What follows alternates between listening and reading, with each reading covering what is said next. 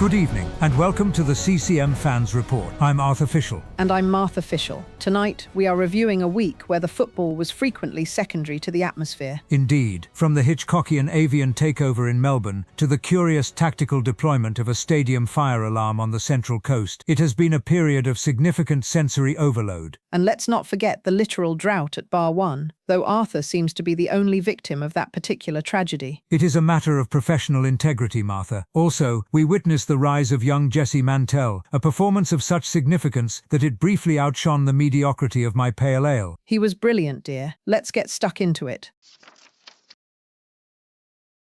We travel south now to the Bubble Dome for a midweek encounter that was as financially demanding as it was aesthetically displeasing. It appears that the privilege of witnessing a game from the cheaper seats now carries a surcharge of $35, a steep price to pay for the opportunity to watch one's team repeatedly donate the football to the opposition. It was generous, Arthur. Extremely generous. We were handing out possession like we were clearing out the pantry before a long holiday. Every time we got a foot on the ball, we seemed to decide it looked much better in a light blue shirt. The statistical reality is difficult to ignore. A passing accuracy of 71% suggests a level of charity that even the most benevolent NGO would find excessive. Andreas Kuhn opened the scoring for City in the 22nd minute, capitalizing on defensive lapses that were as predictable as they were avoidable. And yet, by the 40th minute, the football became secondary. Did you see the sky, Arthur? It wasn't just a few birds looking for a chip. It was a full-blown Hitchcockian takeover. The avian presence was indeed substantial. From the 40th minute onward, the pitch was effectively requisitioned by a colony of seagulls who appeared to have much clearer tactical instructions than our back four. They were vocal, they were synchronized, and they possessed a frightening disregard for the laws of the game. I half expected one of them to swoop down and put a header in. They certainly had more energy than we did for most of the night. Andrew Nabout made it 2-0 in the 67th, and for a while there, it looked like we'd completely checked out. There was, however, one significant beacon of competence, the debut of young Jesse Mantell, an individual whose technical composure and awareness appeared, quite frankly, to be a revelation in that midfield. He's quite the prospect, Arthur.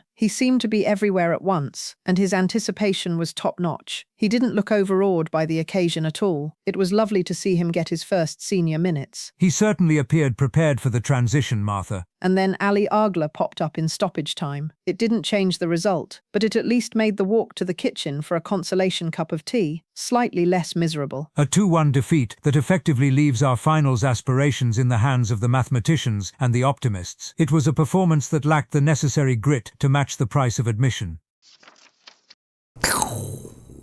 We returned to the Central Coast on Friday evening for a home encounter against Brisbane Roar. It was a fixture defined by an opening physical intensity that seemed curiously at odds with the relatively modest stakes of the evening. The other team certainly wasn't here to make friends, Arthur. They started the game like they were auditioning for a role in a demolition derby, chopping our boys down from the first whistle. And the dramatics. One of their players lost his boot, and instead of just, picking it up, he fell to the grass and rolled around like a toddler having a tantrum until someone hand-delivered it to him. It was a physical opening that would have made a rugby league front rower blush. The referee's level of control was, according to the consensus in the Western Stand, entirely absent, or words to that effect. However, the evening was defined less by the officiating and more by the starting debut of Jesse Mantell. What a moment, Arthur. Starting his first game, and then, bang, 51 minutes in, he absolutely smashes it home. The sheer passion in that celebration was incredible. Seeing him jump the advertising hoardings to celebrate with his friends and family in the stands. Absolute legend. A celebration of such unbridled enthusiasm that even my own cynical heart flickered with a brief, terrifying sensation of warmth. It was a superb strike that briefly turned the momentum of the entire fixture. Nathaniel Blair then put us ahead in the 58th minute with a header that suggested we might actually pull off a result. Thought we had them, Arthur. Even when the fire alarm started going off in the 70th minute, I wasn't sure if it was a technical fault or a new tactical maneuver by the Mariners to distract the other team. I suspect it was simply a cry for help from the stadium's internal sensors. Speaking of technical theatre, my attention was repeatedly drawn to the visiting bench. Their manager, the Volcano, seemed to be operating at a level of intensity usually reserved for air traffic controllers during a total power failure. He was pacing like a caged lion. In the 89th minute, the ball went out right near him, and I swear he had to sit on his hands to stop himself from taking the throw-in. He looked like he was about to sub himself on and start barking orders at the ball boy. The evening concluded with a cruel sense of inevitability. Deep into stoppage time, the other team equalized to make it 2-2, a result that felt as improbable as it was irritating. It was gutting, Arthur. My heart can't take much more of these late scrambles. Still, it was a special night for other reasons. Redders celebrated his 300th game, which is an incredible milestone even if he was gutted about that late goal. Indeed. However, the most significant scandal occurred not on the pitch, but at Bar 1. Before the first whistle, I was informed that they had sold out of Coastie Lager, a statement I took to mean a total stadium-wide vacancy. This forced me into a hurried, high-pressure decision to pivot to a pale ale. Yet, deep into the second half, I overheard the very same staff member advising another customer to try one of the other bars, as they likely still had stock. The revelation that I had been unnecessarily consigned to an entire evening of mediocrity was, quite frankly, as gutting as the equalizer. It's a proper conspiracy, Arthur. I'm sure the forum is just as concerned about your lager situation as they are about the finals race. Joining us now is our consultant, Viktor Grassfeld. Good evening, Victor. Melbourne seemingly choked the air out of the game on Tuesday. Why were we so unable to find a way through that central block? Good evening, Arthur. It is a question of space. In 1992, the geese of the village collective decided that the town square was no longer for the people. It was a white cloud of feathers and aggression. If you tried to cross the square to buy a turnip, the geese would hiss and beat you with their wings until you forgot why you were hungry. The mayor tried to reason with them, but a goose does not understand the law of the land. It only understands the space it occupies. Eventually, we had to sleep in the hay because the houses belong to the birds. And turning to the stalemate on Friday evening, we looked comfortable until that late scramble following the fire alarm. What changed in those final minutes? The Friday. It reminds me of the fire of 1998. Uncle Grigor was so proud of his tractor. He had mended the engine with hope and some very old wire. For 89 minutes, the tractor was a king. It moved the earth. It sang the song of the soil. But then, a small spark, a hiss of smoke, and suddenly the harvest is no longer about grain. It is about running away before the fuel tank becomes a sun. Uncle Grigore stood in the field and watched his life's work turn to ash.